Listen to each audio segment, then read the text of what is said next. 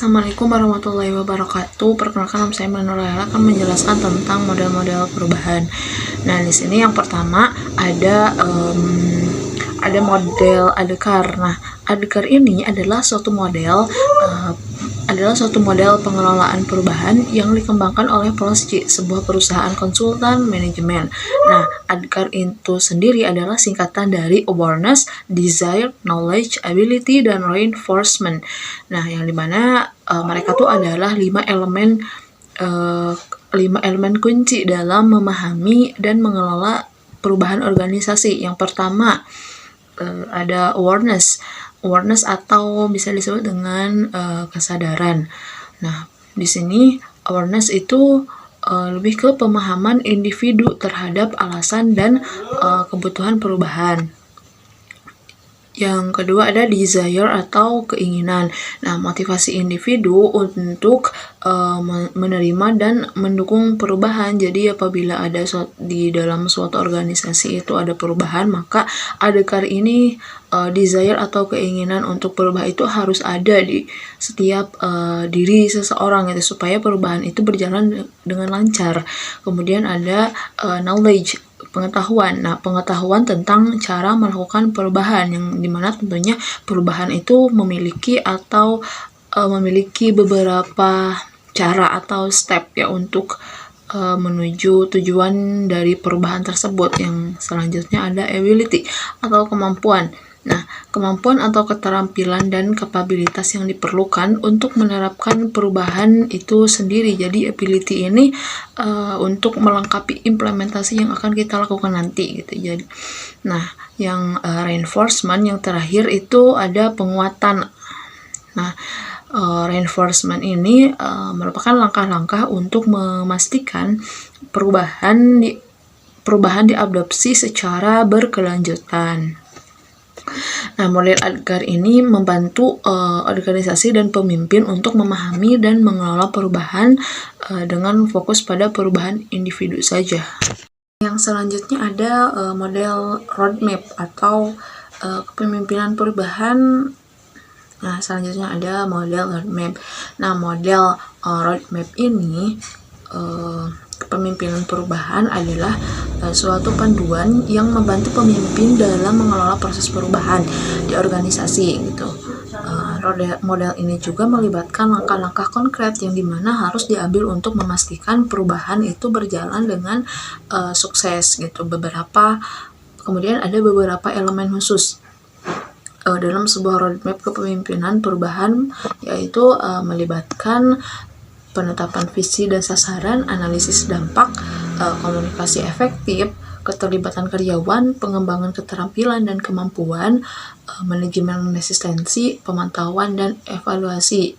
Nah, yang pertama ada penetapan visi dan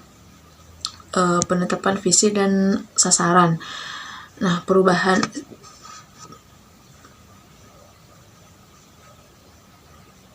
perubahannya itu definisi jelas mengenai tujuan perubahan dan visi masa depan organisasi. Kemudian dianalisis dampak. Di analisis dampak ini mengevaluasi dampak perubahan pada berbagai aspek organisasi, termasuk karyawan, proses bisnis, dan budaya. Selanjutnya ada komunikasi efektif. Nah, di komunikasi efektif, rencana komunikasinya itu dipastikan bahwasannya informasi perubahan yang disampaikannya itu secara jelas kepada seluruh organisasi. Jadi, di setiap perubahan yang ada itu harus dikomunikasikan secara baik-baik dan jelas supaya tujuan dari perubahan itu tersampaikan dengan baik dan benar gitu. Yang selanjutnya ada keterlibatan karyawan. Nah, perubahan itu juga pasti dong kalau berbicara tentang perubahan pasti ada yang mengendalikan gitu, yaitu karyawan itu sendiri gitu ya. Pasti melibatkan karyawan dalam proses perubahan, mendengarkan masukan mereka dan memperoleh dukungan dari mereka gitu. Karena tanpa dukungan mereka, perubahan tidak akan pernah terjadi gitu dalam suatu ruang lingkup perusahaan atau organisasi. Kemudian yang selanjutnya pengembangan keterampilan dan kemampuan. Nah, Di sini pengembangan keterampilannya itu memberikan pelatihan dan dukungan yang diperlukan agar karyawan itu dapat berhasil mengadaptasi perubahan. Jadi si karyawan ketika mendapat perubahan itu tidak terlalu shock atau semacam kaget gitu dengan adanya perubahan. Dengan adanya keterampilan dan kemampuan kemudian dikembangkan bersama-sama, jadi si karyawan mampu udah beradaptasi dengan perubahan. Kemudian ada manajemen resistensi. Nah, di sini manajemen resistensi ini mengidentifikasi dan mengelola resistensi terhadap perubahan melalui pendekatan yang proaktif. Kemudian yang terakhir ada pemantauan dan evaluasi. Nah, di sini pemantauan dan evaluasi ini menetapkan metrik dan indikator kinerja dan indikator kinerja untuk memantau kemajuan perubahan dalam mengevaluasi keberhasilannya.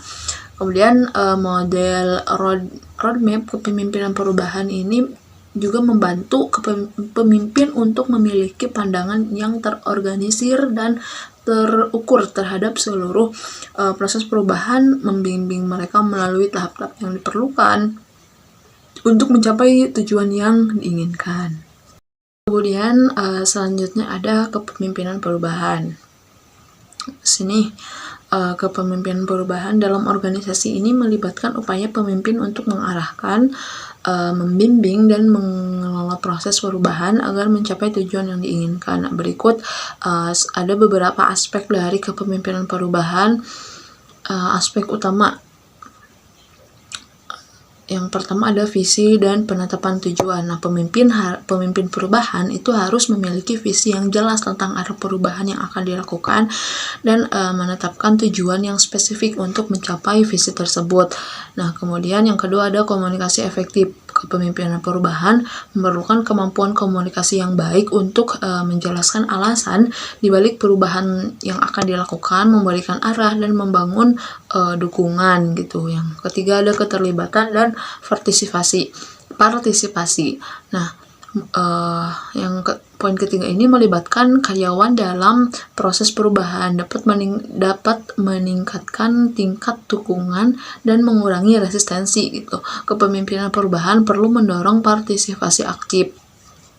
Yang keempat ada manajemen resistensi. Nah, kepemimpinan perubahan itu harus mampu mengidentifikasi, memahami, dan mengelola resistensi terhadap perubahan agar dapat mencapai penerimaan yang lebih baik. Kemudian yang selanjutnya ada adaptabilitas dan responsif. Kepemimpinan perubahan itu harus responsif terhadap perubahan lingkungan dan organisasional serta memiliki kemampuan untuk menyesuaikan rencana perubahan sesuai dengan kebutuhan. Jadi misal di zaman yang sekarang serba teknologi tersebut, yang di zaman yang sekarang ini banyak sekali market atau perusahaan-perusahaan yang memang mempunyai aplikasi ataupun media sosial mereka masing-masing gitu. Jadi untuk mau tidak mau perusahaan yang tadinya tradisional ataupun pengusaha yang tadinya hanya mengandalkan manual gitu, nah sekarang harus bisa beradaptasi di era teknologi digital ini yang serba digital gitu. Apa-apa online atau apa-apa meluncurkan aplikasi gitu. Kayak perusahaan bank sekarang kan udah ada Instagramnya gitu kan, udah layanan dari berbagai medianya itu di online gitu khususnya. Jadi suatu perusahaan untuk mengalami perubahan itu sendiri itu harus bisa adaptable gitu, adaptasi secara harus bisa gampang beradaptasi dan juga bisa menerima respon dari perubahan itu sendiri gitu. Yang selanjutnya ada pemberdayaan dan pengembangan. Nah, di sini yang terlibat di dalam pemberdayaan dan pengembangan ini adalah karyawan. Nah, Si karyawan ini membangun kemampuan dan keterampilan membangun kemampuan dan pemberdayaan dan pengembangan ini ditujukan untuk karyawan, yang dimana membangun kemampuan dan keterampilan karyawan untuk mengatasi perubahan. Nah, ini juga merupakan elemen yang penting dalam kepemimpinan perubahan, itu adalah karyawan. Jadi sebisa mungkin untuk di dalam suatu perusahaan itu mengutamakan karyawan sebagai aset gitu ya. Nah, selanjutnya ada pemantauan dan evaluasi. Nah, pemimpin perubahan perlu terus memantau kemajuan perubahan, mengevaluasi dampaknya, dan melakukan penyesuaian jika diperlukan. Yang terakhir ada kepemimpinan transformasional. Nah, di sini gaya kepemimpinan ini melibatkan inspirasi, inovasi, motivasi, dan pembangunan hubungan yang pastinya yang kuat dan dengan karyawan untuk menciptakan perubahan yang positif. Nah, kepemimpinan perubahan itu tidak hanya melibatkan merencanakan dan mengimplementasikan perubahan, tetapi juga menciptakan lingkungan di mana karyawan itu merasa didukung, terlibat, dan dapat berhasil mengadaptasi perubahan tersebut. Nah, selanjutnya ada karakteristik kepemimpinan perubahan. Nah, karakteristik ini melibatkan kombinasi sifat dan keterampilan yang mendukung pemimpin dalam membimbing organisasi melalui proses karakteristik utama kepemimpinan perubahan.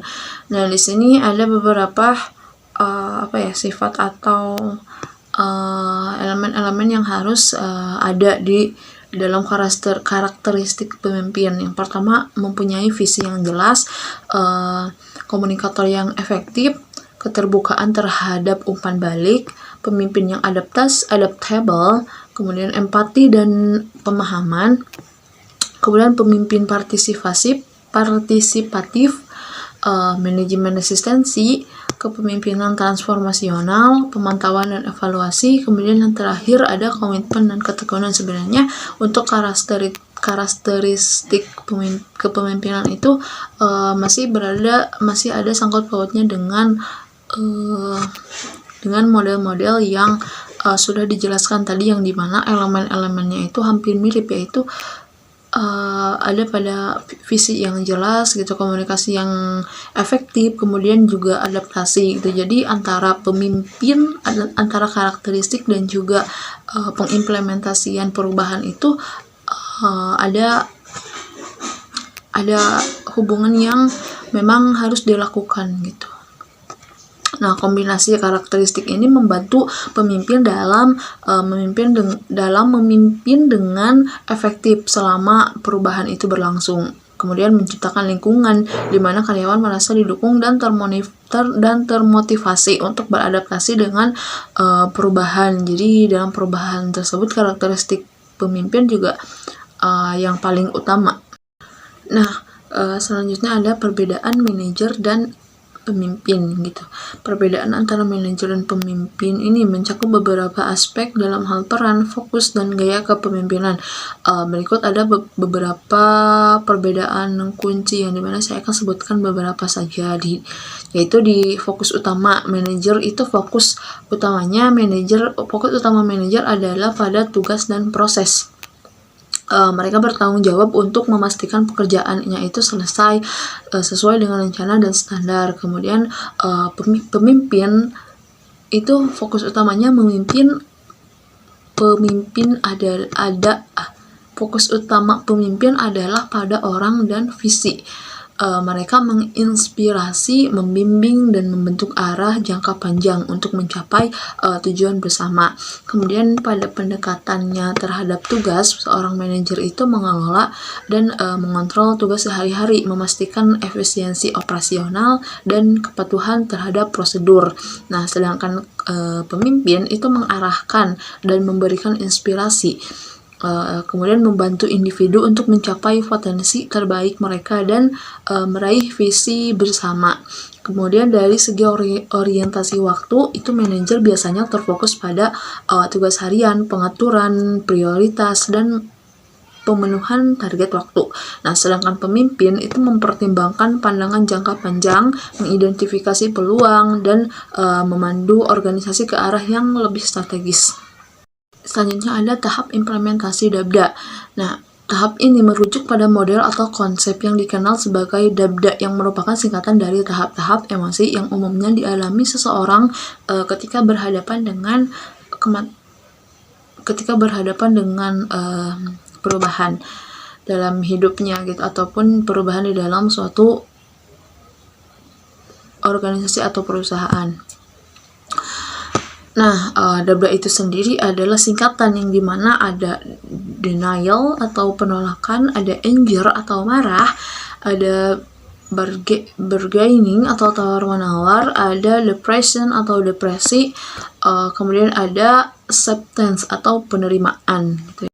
Nah, kemudian yang selanjutnya ada model Kotter yang dikembangkan oleh John P. Kotter, adalah suatu kerangka kerja yang terkenal untuk memahami dan mengelola perubahan dalam konteks organisasi. Nah, di dalam model Kotter ini sendiri ada 8 tahap model Kotter. Nah, yang pertama ada establishing a sense of urgency.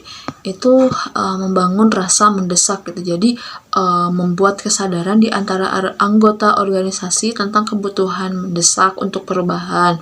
Nah, kemudian juga menjelaskan risiko dan peluang yang terkait dengan perubahan. Yang kedua ada creating the guiding coalition.